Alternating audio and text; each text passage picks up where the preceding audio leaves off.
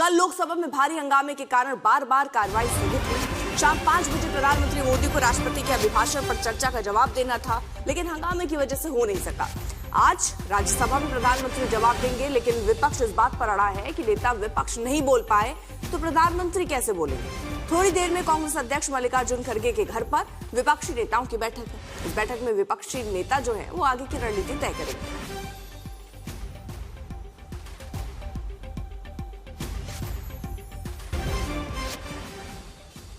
तो भारी हंगामा हमने देखा। अब देखिए लोकसभा में नहीं बोलेंगे और ये भी अब बताया जा रहा है। वहीं संसद में एक के बाद एक 3 मुद्दों पर ये पूरा मामला जो है गरमाया हुआ है। सवाल है कि आज राज्यसभा में प्रधानमंत्री के बयान के वक्त विपक्ष का क्या रुख होता है। राहुल गांधी को पूर्व आर्मी चीफ का हवाला देने से रोका गया। इसके बाद विपक्ष और सत्ता पक्ष आमने सामने आ गए।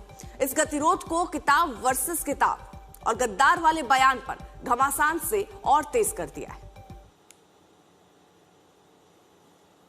तो संसद में ये संग्राम दिख रहा है। चौथे दिन भी ये कोहराम के आसार नजर आते हैं।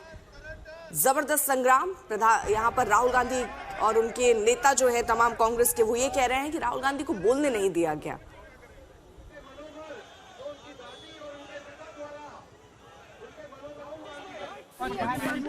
डर गए, आने से डर गए सदन में। और उनके रेल मंत्री और निशिकांत जी तो बुलेट ट्रेन की तरह भागे। लड़कियों को निशिकांत जी कई तरह का आरोप भी लगा रहे हैं।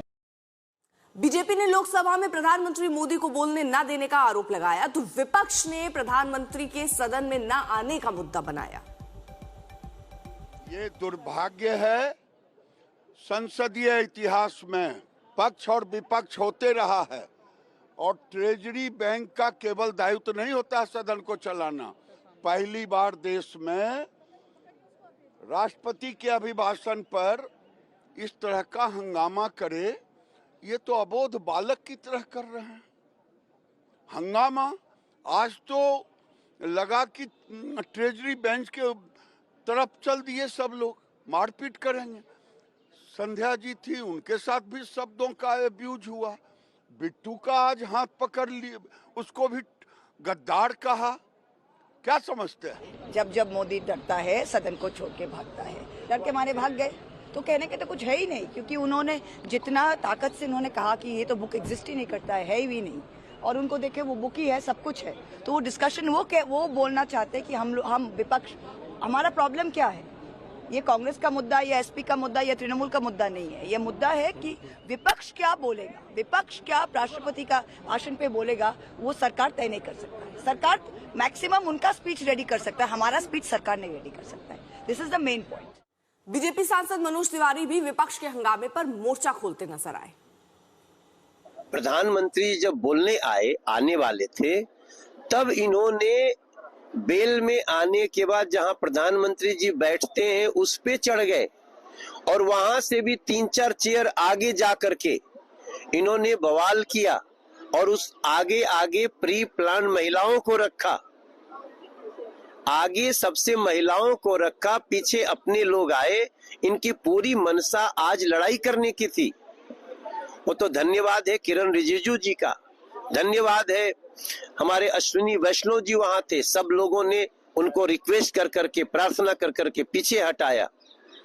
आप सोचिए, क्या इस देश में मिल रही हार का बदला आप सदन में मारपीट करके लोगे? आप ये बता रहे हैं कि कुछ महिला सांसदों को आगे करके प्रधानमंत्री जहां बैठते हैं वहां चेयर को घेरने की कोशिश थी, घेर लिया था। इसलिए तो प्रधानमंत्री जी नहीं आए। उनकी करीब 7-8 महिला सांसद वो आगे आकर के जहां प्रधानमंत्री जी बैठते हैं वहां, और जहां से आते हैं वहां 3-4 चेयर तक इन्होंने पूरा घेर लिया। तब प्रधानमंत्री जी को रुकना पड़ा होगा, क्योंकि हम तो प्रधानमंत्री जी को नहीं देखे, लेकिन हम तो उनको सुनने के लिए तैयार बैठे थे। तो उनका पूरा, और जो उनके हाव भाव है वो पूरा मारा पीटी वाले हाव भाव थे। भाई प्रधानमंत्री पर भी हमला कर सकते थे। एग्जैक्टली, वो इसी रुख से आए थे। मैं ऐसा दृश्य आज मेरे 11 साल के कैरियर में पहली बार मैं सदन में देखा। पीयूष, अगर मनोज तिवारी को सुनो तो वो कह रहे हैं कि प्रधानमंत्री पर भी हमला हो सकता था, इसलिए प्रधानमंत्री नहीं पहुंचे। लेकिन अब सब कोई उनके जवाब का इंतजार कर रहा है। प्रधानमंत्री कब बोलेंगे, लोकसभा में बोलेंगे या सीधे राज्यसभा में अब बोलेंगे? जी देखिए, अगर हम प्रधानमंत्री के जवाब की बात करें तो पूरी कयास ये लगाई जा रहे हैं कि लोकसभा में तो अब ये जवाब नहीं हो पाएगा, उनकी स्पीच नहीं हो पाएगी, लेकिन हाँ, राज्यसभा में पूरे चांसेस हैं।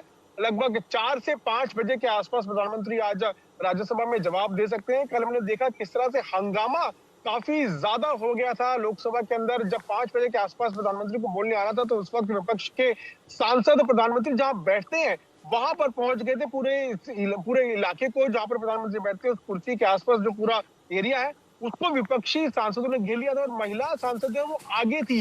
एक बड़ा सा पोस्टर्स लेकर जो है महिला सांसद पहुंच गई थी, जिस वजह से गतिरोध जो है वो लगातार देखने को मिल रहा था और उसके बाद लोकसभा को एडजर्न करना पड़ गया। जब हाउस ऑर्डर में नहीं होगा तो प्रधानमंत्री कैसे आ सकते हैं? कई बीजेपी के सांसदों से हमारी बात हुई तो उन्होंने ये भी बताया कि प्रधानमंत्री जहां से लोकसभा के अंदर प्रवेश करते हैं उस पूरे इलाके को भी पूरी तरह से घेर लिया गया था, यानी कि प्रधानमंत्री की सुरक्षा पर भी कहीं ना कहीं सवाल खड़े हो सकते थे, इसलिए प्रधानमंत्री वहां नहीं पहुंचे और कल उनका भाषण नहीं हो पाया।